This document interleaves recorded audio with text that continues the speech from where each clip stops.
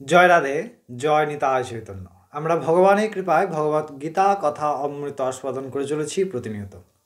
আমরা আগের দিন শ্রীমদ্ ভগবদ গীতা আগের অংশে আমরা দেখেছি 23তম শ্লোক পর্যন্ত আলোচনা করেছিলাম ক্ষেত্র ক্ষেত্রজ্ঞ বিভাগযোগ। আজ আমরা ক্ষেত্র ক্ষেত্রজ্ঞ বিভাগযোগে 24তম শ্লোক আলোচনা করব।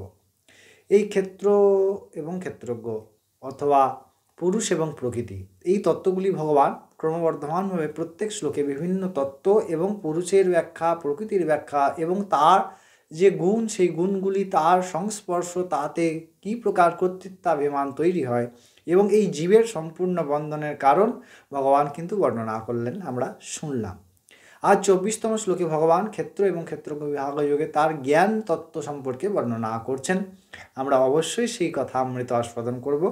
তবে তার আগে আমরা ভগবানের শ্রীমুখ থেকে আমরা 24তম শ্লোকটি আস্বাদন করি। ভগবান 24তম শ্লোকে ক্ষেত্র ক্ষেত্রজ্ঞ বিভাগযোগে বলছেন যে य एवं वेत्ति पुरुषं प्रकृतिं च गुणैशः सर्वथा वर्तमानोऽपि न स ভুয়ঃভিজায়তে।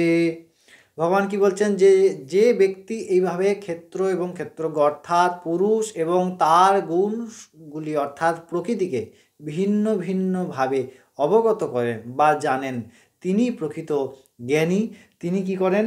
তিনি সর্বপ্রকার ব্যবহার আদির মধ্যে থেকেও তিনি কোনো প্রকার ব্যবহার আদির মধ্যে সংযত হন, লিপ্ত হন না, অর্থাৎ তার বন্ধন হয় না। ভগবান যে কথাটি বলছেন, অর্থাৎ এটিকে আরও যদি সূক্ষ্মভাবে আমাদেরকে উপলব্ধি করতে হয় বা বুঝতে হয়, তাহলে ভগবান যে কথাটা বলছেন যে প্রকৃতি একদিকে এবং পুরুষ একদিকে। পুরুষ কিন্তু প্রকৃতির ভোক্তা নয়, অর্থাৎ এখানে পুরুষ মানে স্ত্রী পুরুষের কথা বলা হচ্ছে না, পুরুষ মানে ভগবানকে বলা হচ্ছে, আত্মতত্ত্বকে বলা হচ্ছে। এবং প্রকৃতি এই দেহ যে যে দেহ ধারণ করে, জীব যে দেহ ধারণ করেছে, সেই প্রকৃতির অর্থাৎ মায়ার প্রভাব, মায়ার যে গুণ, সেইগুলির যে প্রভাবে যে প্রকার কর্ম সম্পাদন করে থাকে, অর্থাৎ আমি কর্তা, আমি ভোক্তা, আমি মহেশ্বর, আমি সমস্ত কিছুর কার্যকারণ, এই যে বিকারগুলি বা এই যে কার্যকারণগুলি এবং এটির সম্যক যে ধারণা, ভগবান এখানে সুন্দরভাবে ব্যাখ্যা করলেন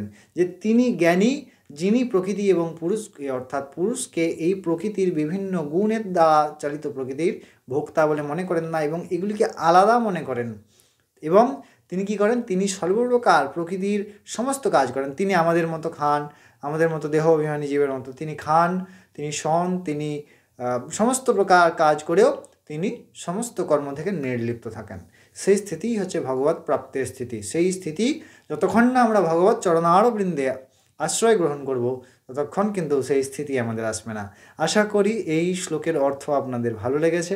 আমরা পরের দিন আবার পরবর্তী শ্লোক নিয়ে ফিরে আসি। তখন অবশ্যই ভালো লাগবেন, আর ভালো লাগলে সাবস্ক্রাইব করতে ভুলবেন না, শেয়ার করুন এবং কমেন্টে জানান। ততক্ষণ জয় রাধে, জয় নিতাই চৈতন্য।